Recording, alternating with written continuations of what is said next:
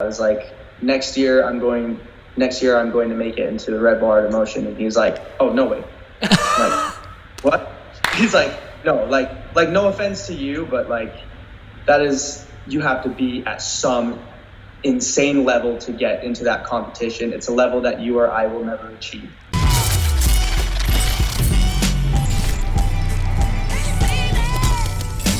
What's up, guys? Today's guest is a world-renowned free runner and the first person in the world to do 360 Kong Gainer full. Please welcome to the JAMCast, Mr. Calen Chan. What's up, dude? Yo, just, living life. It's been crazy. I'm super excited to be here right now.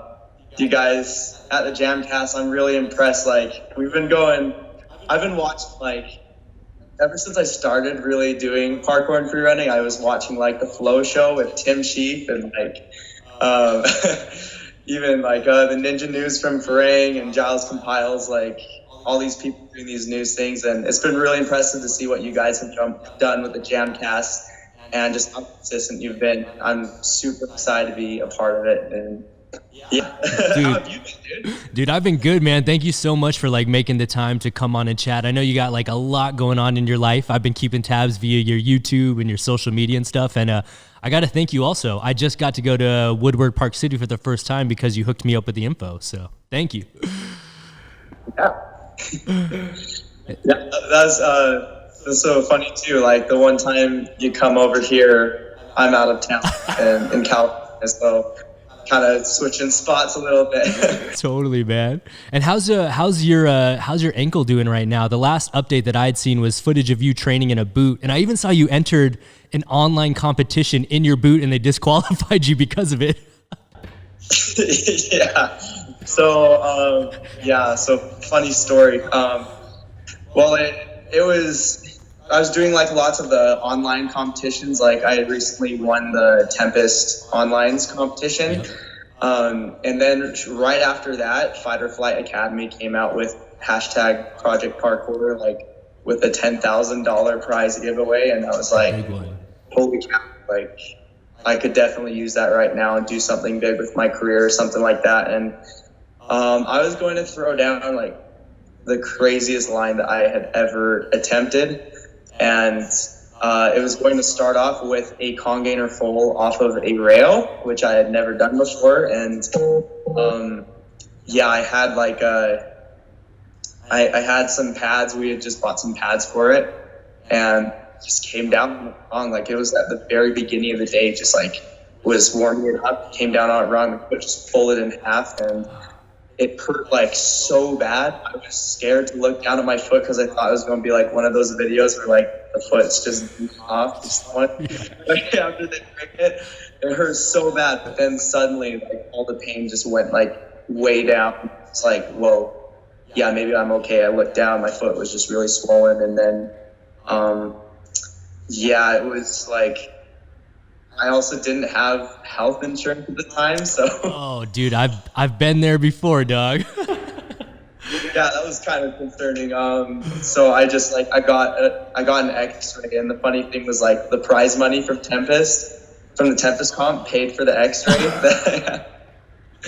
And so I had just greatest luck,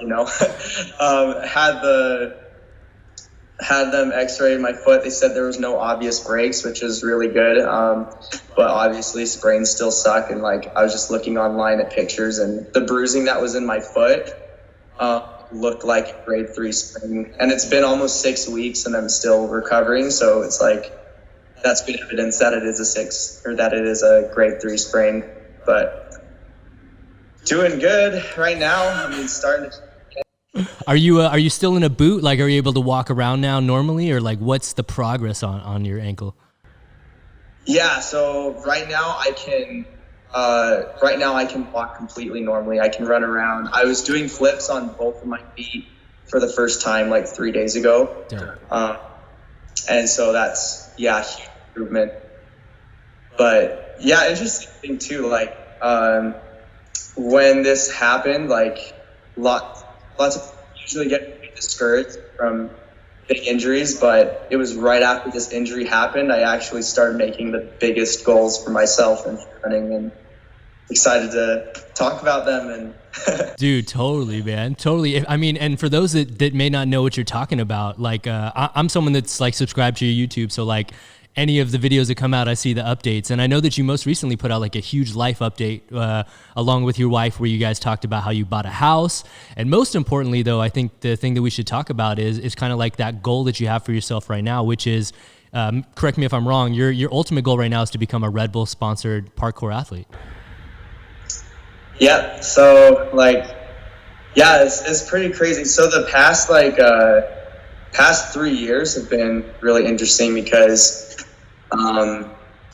like kind of before I was going through like all these big life changes and stuff, I got to just focus 100% on free running. And like I remember having the goal of getting to Art of Motion one day. This was in 2013. My friends and I, we were just like, we were taking parkour classes. We were like beginners at the time. And in 2016, I had the goal that I was going to make it to the Red Bull Art of Motion that year. And it finally happened, and I just felt so like accomplished, you know? And ever since then, I hadn't really had like a huge goal for myself. Priorities like kind of changed because, you know, when you're doing like, when you want to be successful at something, like especially if you want to be the best at that thing, you kind of have to put 100% of yourself into that. And you see like super hyper successful people that own like billion-dollar companies.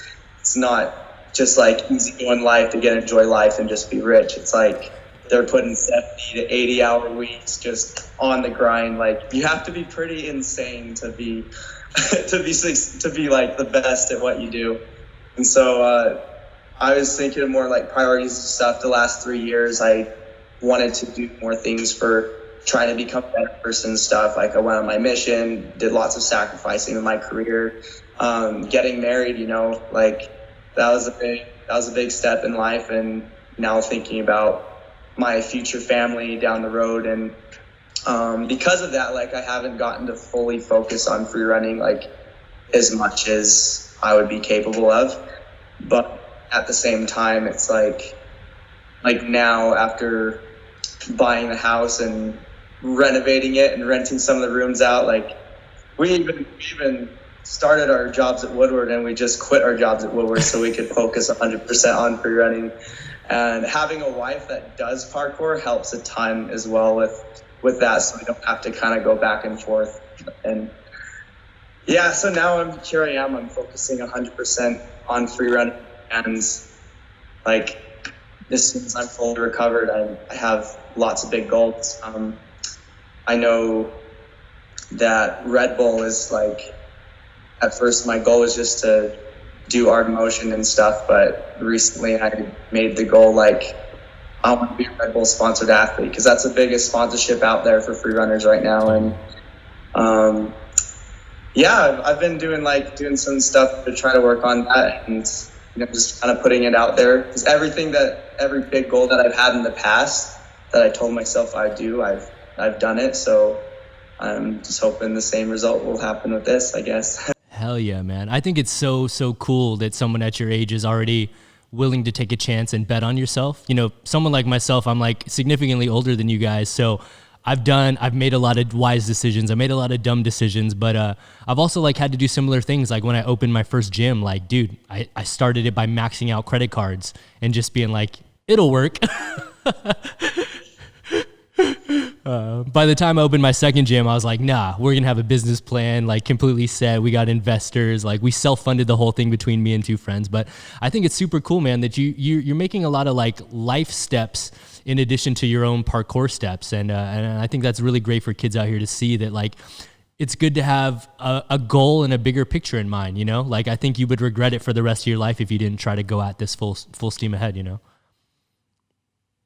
Yeah, definitely. Like, I mean, and the really interesting thing about like parkour and free running, a lot of the spirit of it, especially when we're out training together and stuff, it's like kind of trying to bring back like our childhood, you know, like that being able to carefree, be with friends and just move, just do like what we want, have that freedom and stuff. And like sometimes I see it a lot, like with a lot of free runners, especially young free runners, as they start growing up, they realize like like a part of it, it doesn't quite prepare you as well for some of the responsibility that comes to you as you grow older, and you got to think of like your bigger priorities and stuff, like who you are as a person. What is free running to you? Is free running like your life?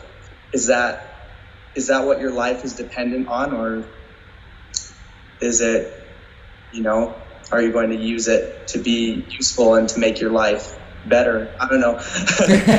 But it's really interesting. I see lots of people trying to escape responsibility with free running, where I've kind of learned to use it now as a tool to help me deal with responsibility, to help me rise to the occasion, like, be strong to be useful, like those kind of messages, and using free running to actually improve yourself, Yeah, 100%, man. I think it's really cool. And along the lines with you trying to pursue being a Red Bull athlete, what do you think you're going to do to achieve that goal? Do you think you have to put out like a massive banger video? I know one of the goals you had was that starting last week, you're going to put out one video a week, right? For a calendar year. So 52 vids in a year.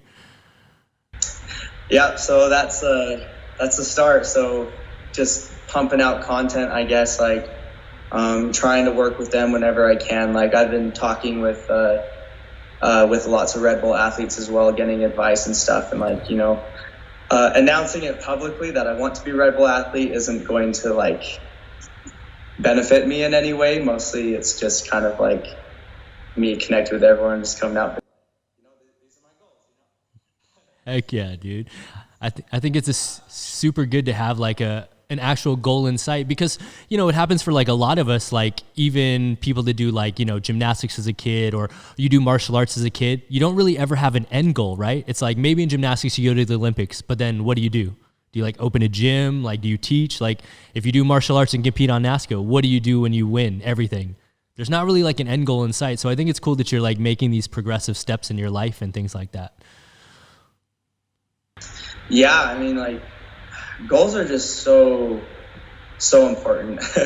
I mean, the last few years, like, I've progressed a lot and I've done some big stuff, but like, there was actually a time last year, 2019, right when I got back from my mission, because I was kind of known more for just doing like the most difficult things ever that no one else in the world would do. And the whole the whole fame on my Instagram came from like doing those every single post. I was like, it was so hard to do. Like, it was motivating and stuff, but it was really hard to do that like all the time.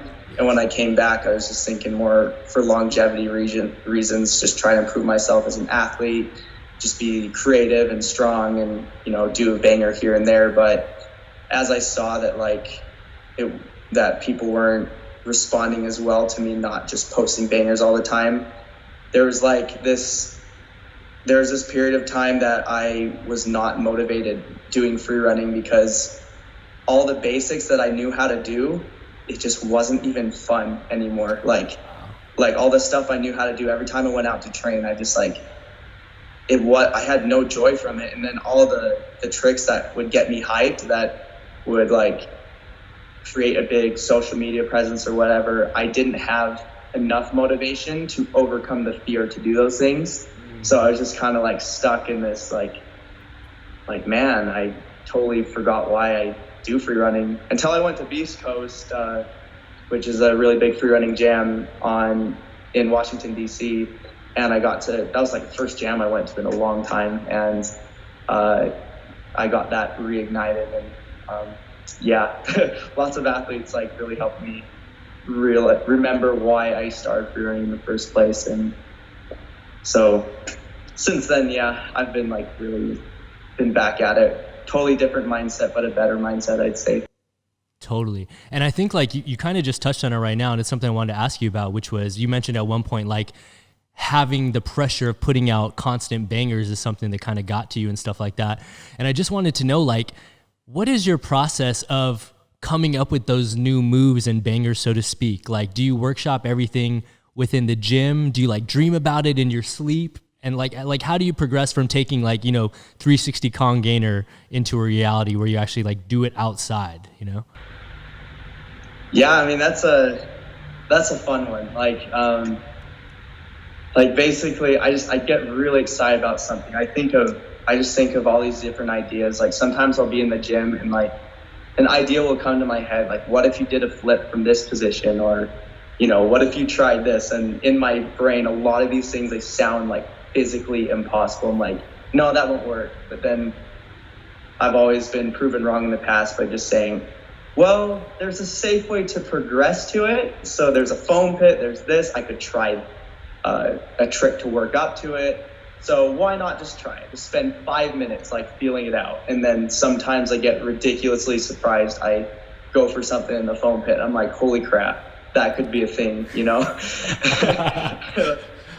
The interesting thing was like the first big trick that I really did was the Con Gainer 360. Yes. That was the first thing that really got me a lot of attention. And at the time, I remember I was just sleeping over at my friend's house, and I was just thinking like, man, what is something that I could do that could just really get me out there, that could get me to the level that I want to be at. And I was just thinking of tons of things that I did in the foam pit. I'm like, I've tried a Con Gainer full once and it actually worked. And I was like, and at this time, I did my first Con Gainer outside, just normal Con Gainer, like 3 months before this. So I was like, but I was thinking about, like, I did it in the foam pit. It could be done. And I have not seen anyone do a straight Con Gainer full outside yet. And so I decided, like, right then, I'm like, that's what I'm going to do. I'm going to do it. And I'm going to do it in 5 days from now. I give myself a 5-day goal to do it. And those 5 days, I just like drilled them in the gym in the foam pit. And then I went like to my trampoline outside. I had my roof and I had a parkour block. Okay. And I was doing it on my trampoline with mattresses, and then eventually just the tramp, and then did it that day. And it was crazy. I pushed myself so hard mentally for that. And it was like, that's basically the process with everything else now. It's just like I have a goal, and if I know I can do it, then the fear comes from not committing to it, but the fear comes from knowing that I'm going to commit to it and just making sure that everything is safe enough so that I don't wreck myself. So like on that Con Gainer full, the first one you did outside, there's a clip where you do it into, like, for lack of a better term, like bushes, grass foliage, and then you do it on the concrete. How far spread apart were those clips? Was it the same day? Was it separate sessions? Yeah, so that was the same day. Like, wow. It was, I swear I did probably 50 Con Gainer fulls that day onto mats. And after I did it there, so we went to the concrete wall, and the sad thing too was, like, I did it to a pad at the concrete wall, and it was perfect. It was like straight over. I stuck it. It was like the best one I had ever done. And then once we started taking the pads away, I was getting tired. And then I was just like, I just wouldn't commit every single time. I'd Con Gainer, and then I wouldn't rip the spin. And then that last one where I finally kind of gyroed at the end, I was planning on going back later and cleaning it up, trying to get that again when I had more energy. But I just couldn't. It's such a low spot to do it. Like, even now, when I do Con Gainer fulls off stuff, it's like at least 3 feet taller than that. No way. Okay. And I would have to work really hard and get myself in that zone again to be able to do it that low. It's crazy. So when you're doing moves like that are like, you don't even have like a reference point of really seeing other people necessarily having done them before, how do you overcome like the fear within your head? Like, you kind of talked about how you more so have to overcome the fear of knowing you're going to do it no matter what. But do you ever go through like constant adrenaline dumping where you're like, oh, I can't do this today? Do you ever walk away and come back, or do you always hone in and focus and make yourself commit to it? Absolutely. So so it's interesting about my process, and like not many people, I don't know how many people know about this. Like, before I go, basically and this is just kind of my process. I meditate, I pray about it. And you have this thing, you have your head fear and you have your gut fear. So your head fear is just that mental barrier that tells you Well, it doesn't tell you anything. It just makes everything scary, you know? You know you can do it. You know you have the technique. You know you can execute it safely if you focus. But it's just like hard to commit to for some reason. Totally. And then you have your gut fear that's like telling you there's legit something that could go wrong here. Like you are not as prepared in this situation, or the surface isn't safe. Every single time that I have ignored my gut fear, I've gotten hurt. Wow. Every single time that I have overcome my head fear and really focused, I came out fine. You know, other than this injury that I had, that was just like a freak accident.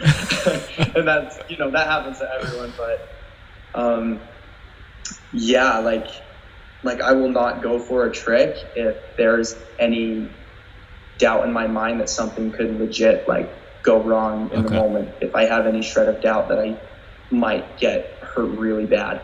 Yeah. And it's kind of cool. I think one of the coolest videos that I've seen you release is the one where you basically talk about how you landed your quote unquote hardest line ever, which is like the Kong gainer precision into the full and back out. And I think what was so cool about seeing that process is that we really got to see the way that you were breaking down how to do the Kong gainer precision onto that thin wall by doing a backflip on the wall. Then you just set Kong gainers to the side, and then finally you ripped one. We also got to see, like, you know, something a lot of people hide, which you weren't shy about, which is showing that you do bring pads sometimes and lay them out in order to progress safely and stuff like that. Is that still in your mind the hardest line that you've ever done? Like, is that the combo that you're the most proud of? Or is there another move that stands out as like the one that you're the most proud of, like as far as overcoming a fear is concerned? Yeah, so I'd say that line is probably mentally the hardest one to go for, like overall. I mean, probably physically the hardest one to execute as well, because I tried that line so many times. Like, we were there all day. Yeah. But then again, like recently in the Tempest competition that I won, I ended my line with a Kong gainer full, and it was like, I'd say that might have been physically the hardest one to, I don't know, it was a bit like, in a way it was harder than the Kong gainer pre to full in line, because once I got to the Kong gainer full at the end, I was like, literally, I stomped the double full and I turn around and my vision's going like this. And I'm like going at this wall, I'm exhausted, and I have to do a Kong gainer and then rip a spin out of it. It was so, like, that moment, it was so hard to pull the spin out of it. But that was the only time that I actually attempted the Kong gainer full. Was I actually landed it like the first try that I went for it. I went for it a couple times before that where I just did Kong gainer, but I was like, no way, I'm not pulling the full. Yeah. And then that last time I was just like pure willpower. I pulled as hard as I could and still barely got around. That is crazy. So yeah, those lines are up there. For the Tempest comp, did you just do it one time successfully? After that, you were like, all right, that's it. We're packing up the bags. Yeah. So like, and there's times as well, like you get something and then it's like, just the more often you do it, you get better at judging like when your body is done. Like after I did that, it took adrenaline. So usually when something takes adrenaline, like it drains you really fast. And after I did that, I knew my adrenaline levels were starting to go down, which meant that my body was spent. I'm like, I'm not getting it any better than that. Yeah. It's not fit. So yeah, I was satisfied with that. That's crazy, man. And at this point, like, we're obviously talking about some insane moves and combinations right now. And I'm sure some of our listeners are like, how the hell am I ever going to get to that point in my career where I'm throwing these things they're talking about? So just for reference, like, how many years have you been officially training at this point? And how old were you when you first started training? So, like, interesting thing with my story, when I was 2 years old, I was like doing backflips on my mom's bed to my face. And then like when I was 8 years old, my cousin and I, we really wanted to be daredevils, and he eventually found parkour on YouTube. Okay. Like just that one video that's just called like World's Best Parkour and Freerunning from Stunts Amazing. It has so many, yeah, millions upon millions of views. Yeah. Yeah, a lot. It's way up there. So we saw that and we wanted to get into it, and it was like, but when we wanted to get into it, we wanted to do it like as a way to show off. Like it was a really cool thing, and we both like tried to push each other to do to learn backflips, and it was like took us 4 years to land our first backflip on the ground. Like it took a long time. We were 12 years old. I took and then at 12, like I wasn't super passionate about parkour. I started taking capoeira classes actually. Wow. I did that for like a year, and then finally when I was 14, I took my first parkour classes, and that was like 14. That was 8 years ago. And my friends and I, we all did it together, and then we went to our first jam and finally got to meet the community. And then it was like that energy, it was so different. Everyone was so positive. Everyone was like lifting each other up. All the people that were like super good were just supporting all the beginners, and like I felt something different that moment. It was like, holy crap, this is not just a way to show off. This is like a way to make friends. This is a way to like to inspire people and to change your life, to change the world. And like since that moment was when I just started skyrocketing. Like after 1 year of free running, I was like way better than I was from that moment. And like, yeah, so I've been going at it for 8 years, like really hard. I used to have the goal to try at least 3 new things every single time I trained.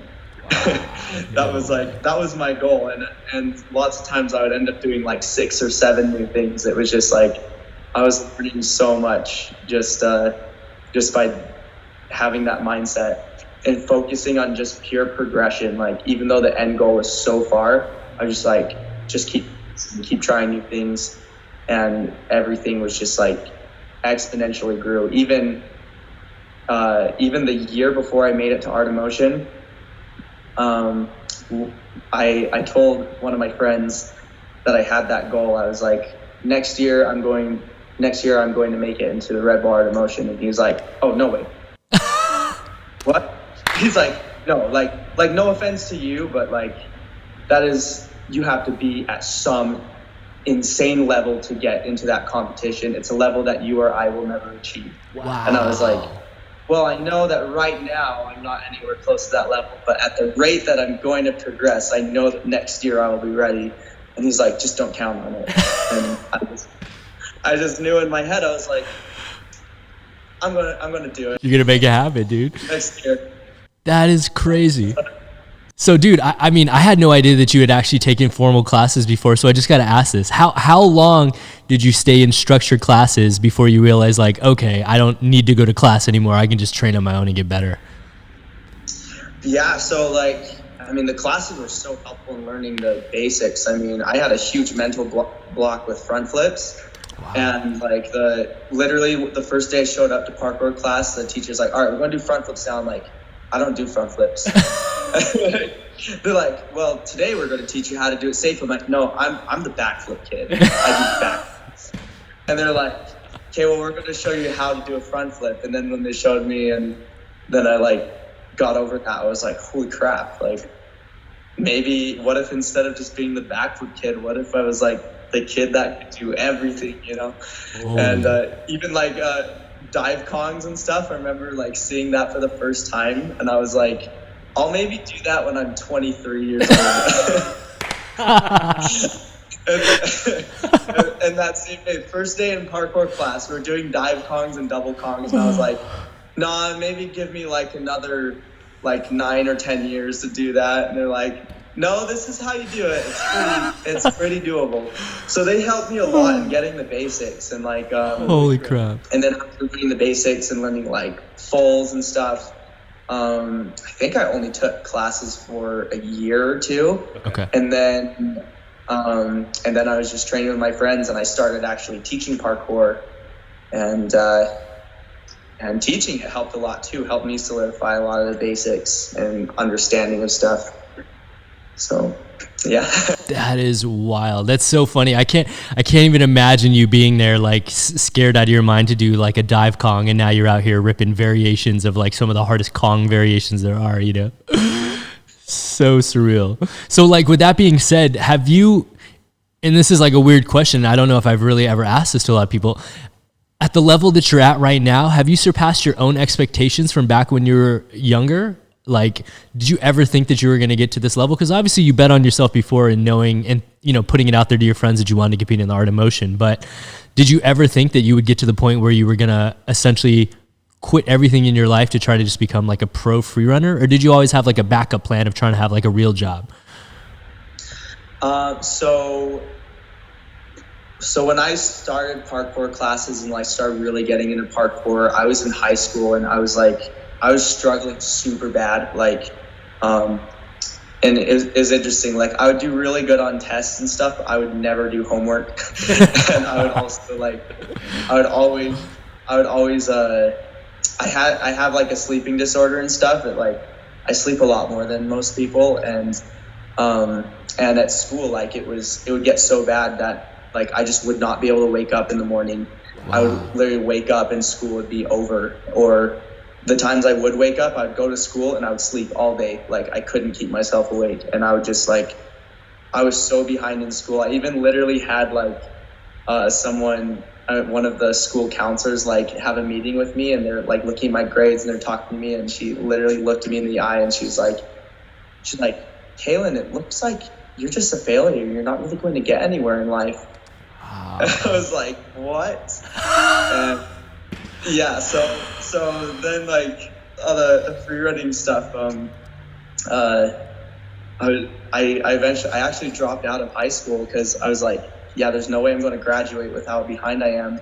I dropped out junior year, and I just started doing like parkour and stuff like just all the time, like, and then eventually I was just like, once I went to Art of Motion that year, 2016, I started getting opportunities for free running and stuff. But it was back then though when I made the goal that I was just going to be a professional free runner. Like that's what I was going to do. And in 2016, that was all I was doing. I was just doing, like, I guess I was teaching classes, I was doing like commercials and stuff, and had like some paid jobs. It was my first time really having all of those. And, you know, now it's like, it's weird. I'm renewing my goal because at the time I was just living at my parents' house. I didn't have to pay for rent or anything. Like, totally. But now I'm, you know, trying to pay for a mortgage. I have a wife, got to think of the future. So now I got to think of how I can make it really big in pro free running. Dude, that's wild, man. I had no idea that you had to deal with not only the sleep disorder, but that you literally like chose to remove yourself from school as a result of it. How supportive have your parents been in this journey? Because that's not something that everyone's parents would probably be on board with, you know? Have they always supported your parkour and free running and seen like the potential that you had, or was it something where you had to prove to them over time and through your hard work?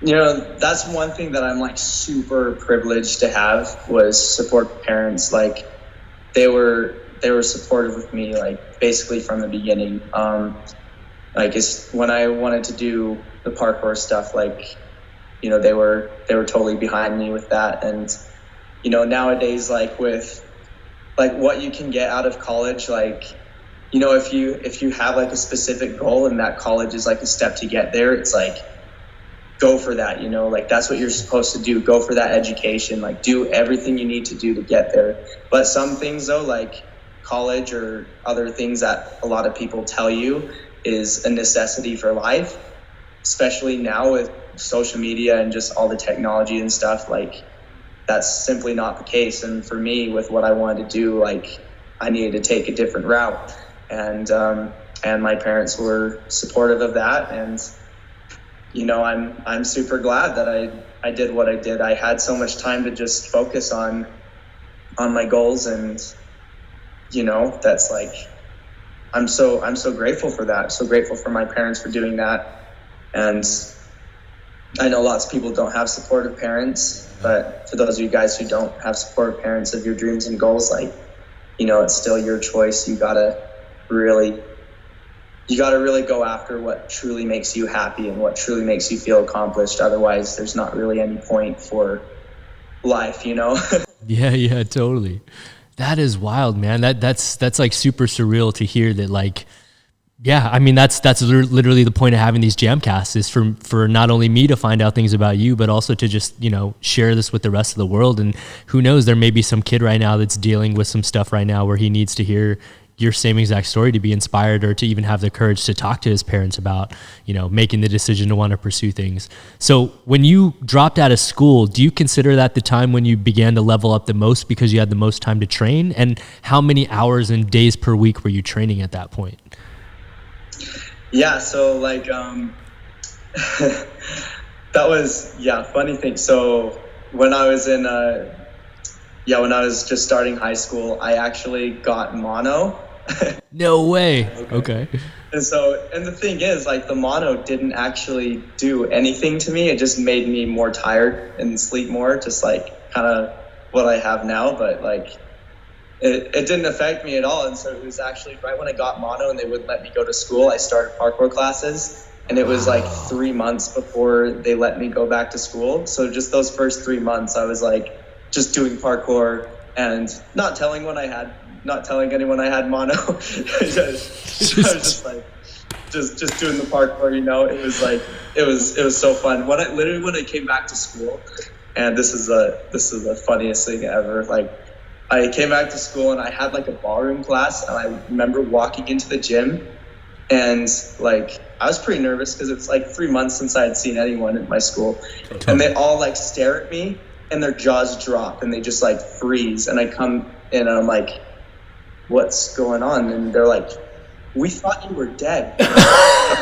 What? What? What? There was all going around in the school that I died. And like, No way. So that was funny coming back that day. But then it was like, after that though, that was one reason too. I was way behind in school, was those 3 months. And then all the other stuff that happened. But like, I'd say, around that time, 9th or 10th grade was when I started progressing like really fast. And how many days a week were you training, and how many hours per day were you training? Like, were you going nonstop every day? Oh yeah. So, it was basically nonstop every day. Like, it was like, we would go to the gym and just like, sometimes we would stay there like for 12 hours.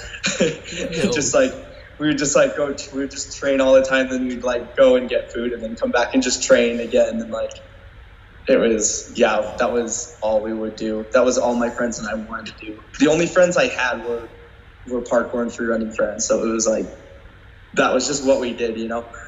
Dang, that is wild. And how is the community out where you're from? Like, if I'm not mistaken, you're born in Orem, Utah? I was born in American Fork, but most of my life I've lived in Orem. And then where did you train out of, and how big was the community when you first started as compared to now, where there's even like a Park City over in Utah, you know? Yeah, so like, the community was so small when I started. Lowe's Extreme Air Sports in Provo, it's a really popular gym now. Like, it was literally a third of the size when I started training there.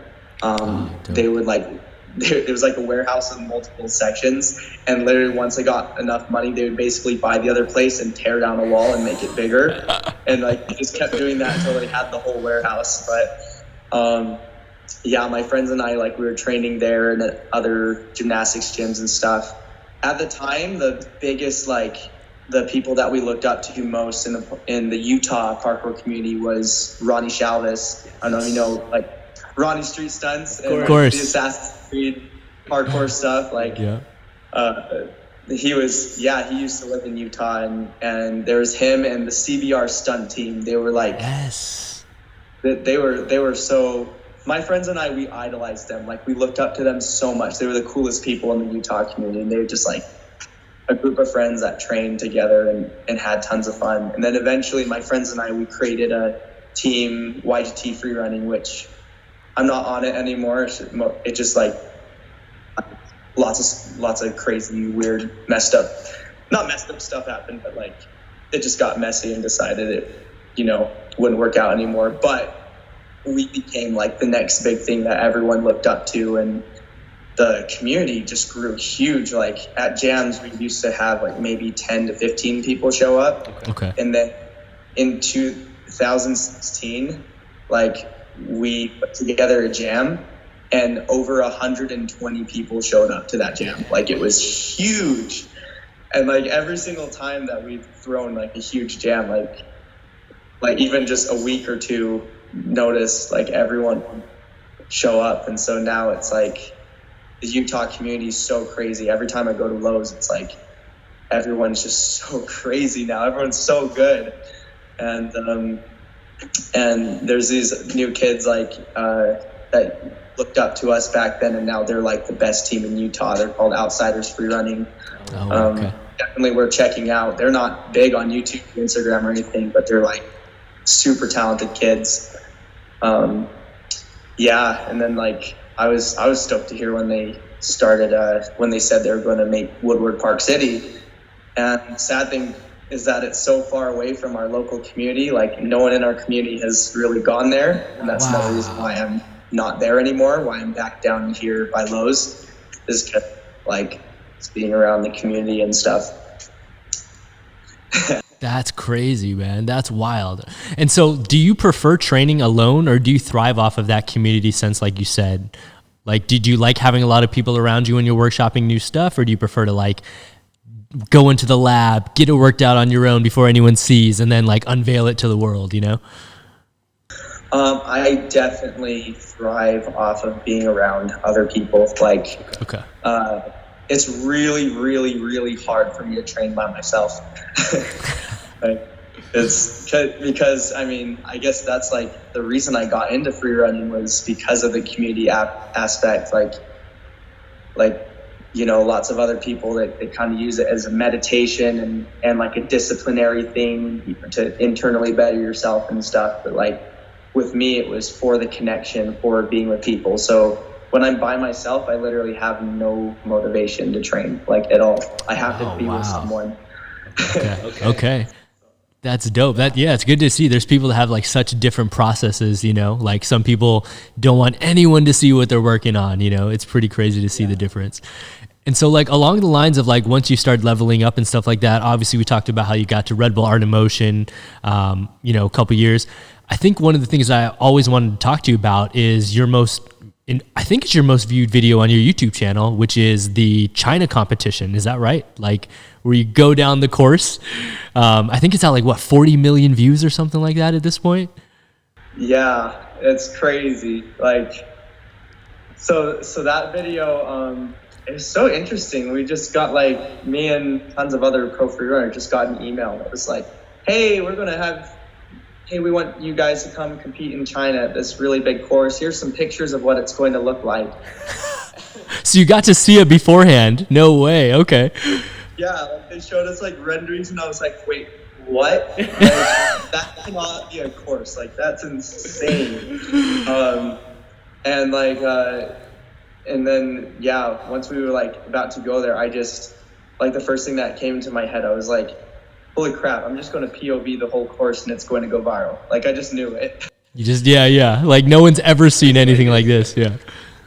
Yeah, like so many other free runners could have POV'd the whole thing as well, and they, you know, would have gotten it too. But I know Alex Shower did like a little bit of the course with POV, and like his went viral too. But, so it was like, that place was, I mean, it was so crazy because, when I was about to go, I went to LA first, and then when I was going to fly over the sea, they canceled my flight because of weather. And then like I got a hold of the guy and he started freaking out, and they tried to like, and then they made me this route. Like they had me go on this plane route that was just obnoxious. It was like 40 hours of travel. Like it was so hard. Like I went to Shanghai in China, which all the other free runners, they went to Shanghai first, and then that would fly to the final destination.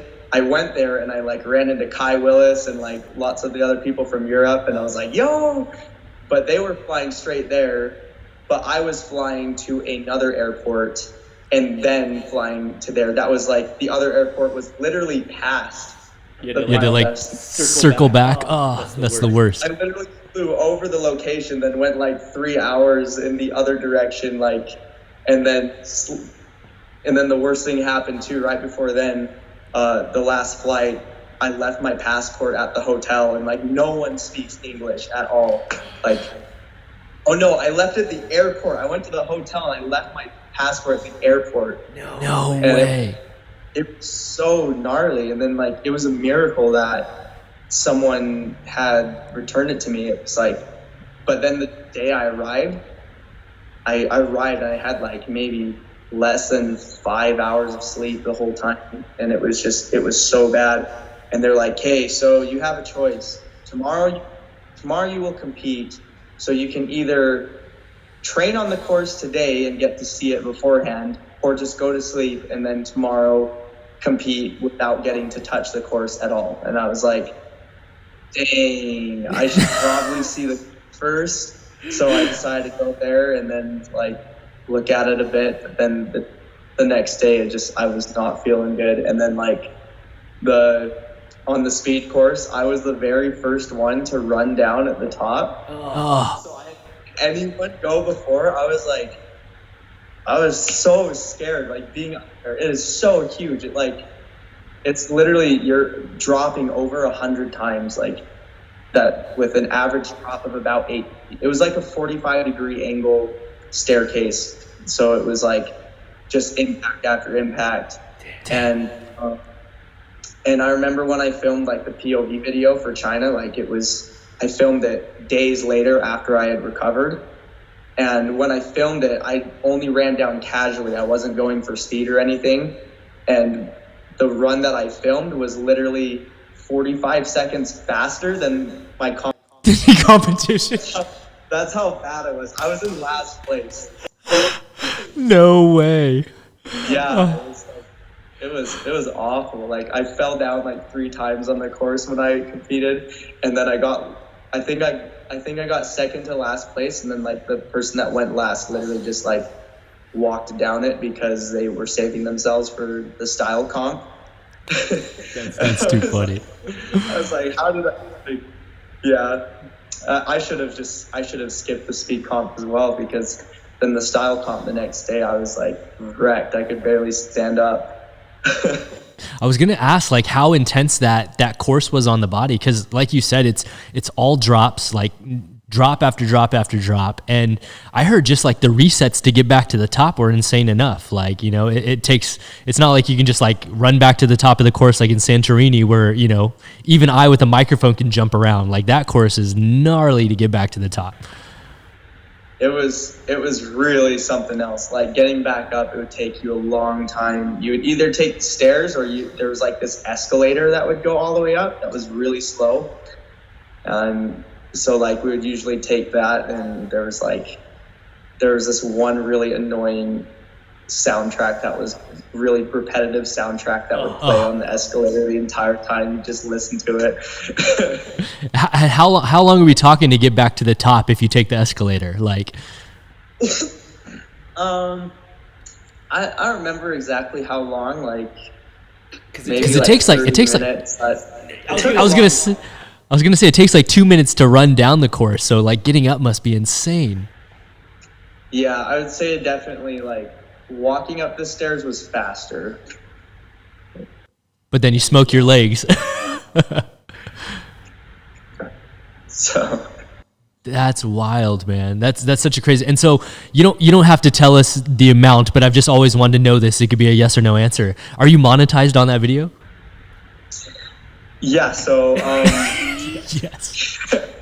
Oh, this is one of my biggest regrets. So I used a song that I thought was okay to use, and it wasn't. So like for the first 25 million views, it was not monetized. And the thing was, right before I went on my mission, I had like YouTube gave me the option to change the music and use like a YouTube soundtrack. Dope. And I was looking through the YouTube soundtracks, and I was like, I don't really like these. Like, guess I'd probably just rather stick with mine. And then I went on my mission, I came back, and then I decided, I'm like, okay, I need to do it. I'll just change it. And so I found something that kind of worked, and I changed it.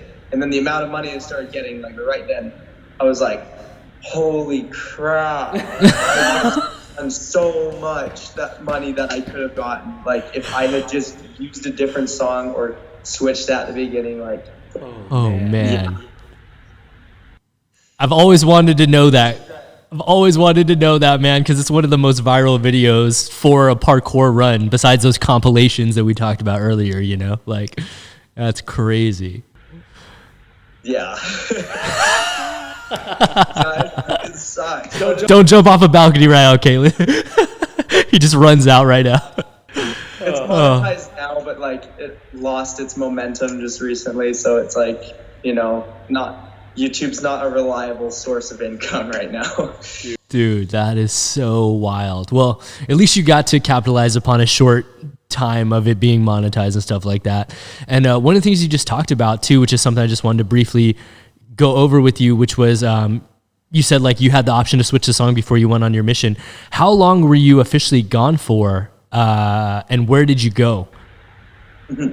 So I was in Auckland, New Zealand, and I was there for 6 months. So usually like we would be out for 2 years, but I had some really scary things happen with like I deal with depression as well, and like depression, anxiety, and like there's a really bad reaction that I had to some medication that I tried when I was out there for it, and as a result of that I had to be sent home. But it was like I went out on my mission knowing that was a possibility, but it was like coming back from that, it was like everything worked out perfectly, the timing as well. Like I needed to be back when I was.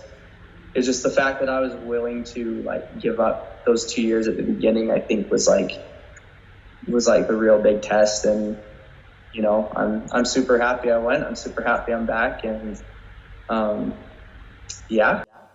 Yeah, that's wild, dude. I was curious about the length of time because I knew you did have to come home early. But 6 months is kind of cool because it's a good amount of time, but it's not long enough that you really like lose all of your skills and things like that. I feel like 2 years would have probably been pretty rough on you if you weren't able to train consistently over there. Because I know like you're able to do activities and stuff, but I know that there are like specific rules where like they don't want you to play like full court basketball. I don't know if you know this, but my mom's primary stake president here in LA, like. Oh. So I know a lot of this. Yeah. Funny enough, I don't know if we've ever talked about this before, but yeah, my mom was born and raised in Idaho as a result of relocation during like World War II, like the Japanese being moved to Utah, Idaho. So my mom was raised as LDS her entire life. It's pretty crazy. So like I grew up knowing like the commitment that it would be involved, and I was like, there's no way I would ever be able to commit to 2 years of my life back when I was a little kid. So like I always thought it was so cool that you actually committed during the prime of your career to taking off, you know, and dedicating something to yourself larger than your own personal training, you know? Yeah. And, I met I think it was your cousin that I met here. Like, yeah. I think so. Yeah, I think you might have been. Yeah, I have a bunch of cousins in Utah, bro. I have tons of cousins in Utah. Yeah, so yeah, I met one of your cousins here, and like, but yeah. Anyway, like, as far as like that sacrifice goes as well, like, it was cool too when I came back. I got letters from like some people that I knew. I had no idea like what kind of issues they were going for, and they were like emailing me saying like, or sending me letters saying like, hey, I was so inspired that, you know, you were at the peak of your career and you still gave all of that up for something that you believed was the right thing to do, and it inspired me to make this choice in my life, or inspired other people to go on their missions. And like, you know, that like that was one of the hardest decisions that I have ever made. Like I basically grew up thinking that I was not going to go on a mission, like, until the time came, and it was tough. Like, and that was the start of when I was really thinking about, you know, life priorities and stuff, like who do I want to be and what things are really important. And it's like, yeah, sometimes you gotta sacrifice like what you enjoy most to make the world a better place, I guess, to make your life better and make other lives better. It's like, it's, in my opinion, anyone that's willing to sacrifice something for themselves to do what they think is right, I think that's on the right path, you know? Totally, man. No, I like I said, I commend you a lot, just having been growing up around that and knowing everything that's involved in it. Like, major respect and props for doing that, man. And I know one of the other things, like, adversity wise, it's like, it's really funny for you to bring this up, like on the back end of talking about that as far as adversity, because they're totally different. But one of the other things that I remember that you had to deal with just a couple years back, which was kind of devastating in some regards, was your Instagram account got hacked and you literally kind of just lost everything. Look at your eye. That face was almost as bad as the one where you talked about not getting monetized for 25 million views. Oh man, dude. So like, yeah, at least the monetization, I didn't lose any subscribers for it, you know? So how, this is a painful memory, man. I'm sorry. No, I love talking about it, you know? So this happened, like, so I get back from my mission, you know, like, things are pretty tough. So I get back from my mission. I don't have, like, I noticed I didn't have the strength that I had before. Like, with my twisting stuff, like, before I went on my mission, I could standing double, like, boom. Okay. But then afterwards, I was, like, even kind of struggling with cart dub pull and like scoot dub pull off of something. Like, it was, and my aerial awareness was kind of off and with power moves. Okay. But like creative moves that I had wanted to do before, that I had tried before, suddenly they were working. Like, it was so weird. Like, I did a helicopter Gumby. That was something I've always wanted to do, like, and I've tried it and I wasn't able to do it. The first day I got back from my mission, I went to the gym and I tried it and I just did it. And I was like, whoa. Crazy. But like, with my career though, it was really tough, especially when Art of Motion 2019 was happening again. I didn't make it in. Like, I was shocked. Off your video. It was banging. Yeah, that was a setback. And then, like, opportunities were tricky, but still doing great. Especially like after Beast Coast, and like had some really good momentum and stuff. You guys were sharing a lot of my things, and then yeah, like right before, once Reagan got back from her mission, right before we got married, like, yeah, I got like it was an email that was, and usually I'm so good at like detecting those hack emails and stuff. This person was just like, hey, will you check out our clothing on Instagram, like, and see if you'd be interested in working with us. And so like, I look at the link and it says like Instagram.com, and I look at like, I'm like, okay, it looks legit. I click it and it takes me to Instagram, has the login, and I look at it, takes me to the profile, and I get to scroll through and everything, click it. So I think it's legit. And then suddenly, like an hour later, I'm logged out of Instagram and I get an email that says, hacked Instagram. Hey, we have retrieved your Instagram account, and if you do not pay us $300, we will delete it and we won't give it back to you. And so they like held it ransom, and I was just like I was emailing them back, I was just like, I didn't know what to do. And I was just panicked, like, and then I obviously didn't pay them the money, because like I could have just paid them and then they could have deleted it anyway. Yeah. And so then, yeah, they deleted it, and it was just like, it sucks, because I mean, it's been almost a year and I'm still not even like a quarter way back to like where I was. And it's like, that was one of the big demotivating things as well that happened at the time, like with my career and stuff. I even had a gig that was like, right before it got hacked, I was going to get paid a good amount of money to make an Instagram advertisement for someone, and then right before I was supposed to post it, I get hacked, and then I told them like, hey guys, I'm sorry, I don't have an Instagram account anymore. And it just like, Yeah, it was devastating, and like I'm trying to rebuild and stuff. Hoping my goal of being able to be a lot bigger, you know, like I want to get hundreds of thousands of followers. I don't want to just have the 70,000 that I had. So trying to use that goal to be bigger to keep me going and not get discouraged at being so far behind right now, especially after a year of it happening. So yeah, it sucks. I even had like a hacker that looked into my situation, and because I used the same Instagram name that my old account had, he told me that was a grave mistake. He said if I used a different Instagram name with my new account, he said he would have been able to retrieve my old account. Oh. And so, yeah, because I used the same one, like You basically overrode it kind of. Dang. It sucks. Damn, that's crazy, man. I had the check mark and everything. I've been like trying to get it back like so many times, and still nothing. Damn. But yeah. Well, I'm sure over time people will continue to rediscover you and continue to share your stuff, and we'll do our part if we can on the Jam breakdowns to shout you out and keep sending people over your way and stuff like that. And like one of the other things I wanted to ask you, man, is like I know that right now you said you're focusing on trying to release, you know, one video a week, which you're going to do weekly content and stuff like that. But like, you know, we really haven't seen like a big video with you, like, you know, since Lucky and then Out with the Bang. Do you have goals or plans at all to do another sampler, or do you think that's too much pressure? Are you more concerned with just trying to focus on the weekly videos and just like level ups whenever they tend to happen naturally?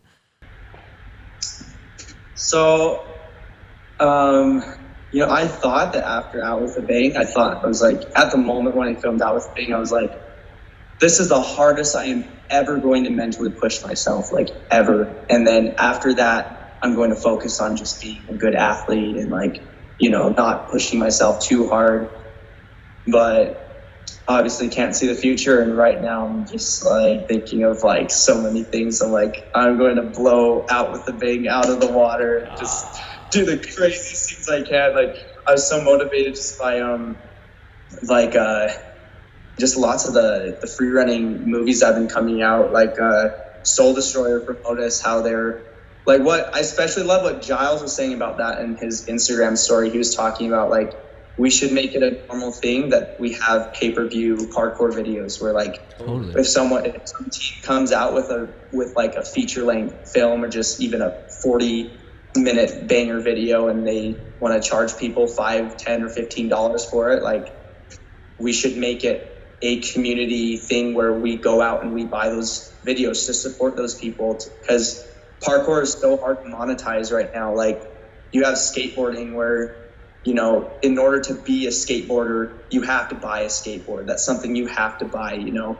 And like, because of that, like skateboard brands, they have people that will buy their stuff. Yep. But in parkour, it's like you have clothing that's like not essential to buy. Like, you know, it can, if you do really good at it, you know, parkour shoes as well. But really like the social media part is where parkour is the strongest. And so I was thinking as well, like once the Fight or Flight Academy thing came out, I was going to be like, okay, I'm going to win the $10,000 and then I'm going to go on tour and just film the most banger video and set up jams, like, and make a movie out of it. But that's still what I want to do though, like make some kind of dope thing, movie or whatever. My best friend Austin, he's gotten so good at video making and making documentaries and stuff, and so he would come along with us and we would make something dope, I guess. Hell yeah. No, I think that what you said is pretty important. Like, I totally agree with Giles too. It frustrates me sometimes when people complain about having to pay necessarily for something. Like, we face it in the tricking world all the time where people are very against a company called Adrenaline Worldwide because they charge people $9 a month. You know, people are complaining about like having to pay $10 to watch like the store video or the Modus video. But in my mind, I'm like, yo, people go out and they buy a Starbucks or like a McDonald's for $5 to $10 and you crap it out or pee out of your body like a day later, like why not support everyone's dreams and the amount of, impacts that they're putting their bodies through, like we need to come together as a community and really support each other a lot more. Definitely. I mean, I just like when I saw it came out, I mean, I was just like, I don't know how many times I'm going to watch this in the future, but I'm just going to buy it. Totally. It's like the full price to, support them. And it's so hard. I think that kind of goes back as well to like the whole,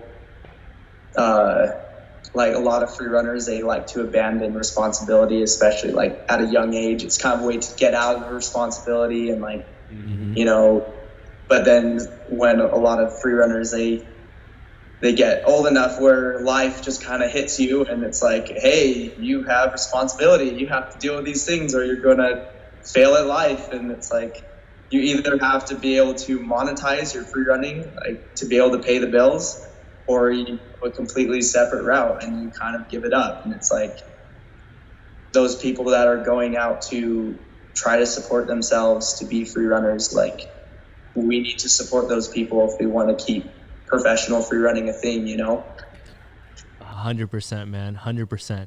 And along the lines of, everything that we've talked about, we've obviously covered the goals that you have within the next calendar year and obviously the overall bigger goal of trying to become a Red Bull sponsored athlete. But this is one question that I always kind of end with just so that we can kind of get a perspective into your mind and your brain and your future goals, which is where do you personally see yourself 5 years from now and where do you see yourself 10 years from now? And that could be life related, parkour related, it could be anything related. Yeah, so I would love to be, 5 years, 10 years from now, I just want to be able to look back and say that I did everything that I possibly could have done to be the best free runner that I could possibly be. Like, I want to be able to have lots of success, with right now, like while I'm kind of at my physical peak, I want to be able to win as many competitions as I can, build my social media as much as I can, become a Red Bull sponsored athlete. I want to be able to kind of get all of that stuff, like have all those experiences so that once I am like a lot older and not doing all the bangers anymore, that, people will look at me as a leader in the community and be able to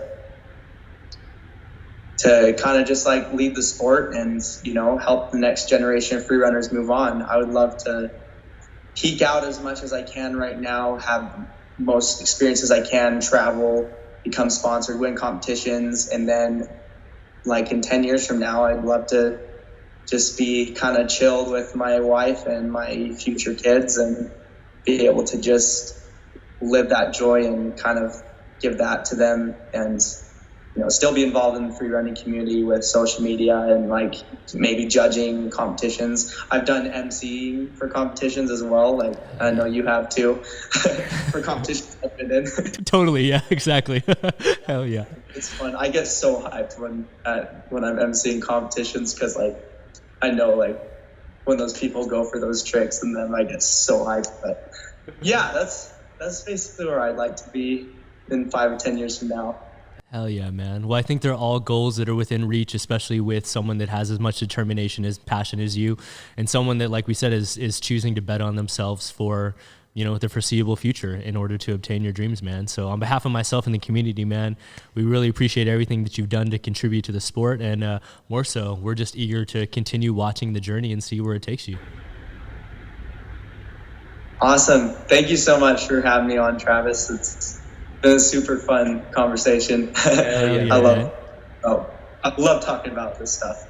Dude, before we get out of here, can you just let people know where they can stay up to date and follow the rest of your journey from here on out and get you some more Instagram followers back?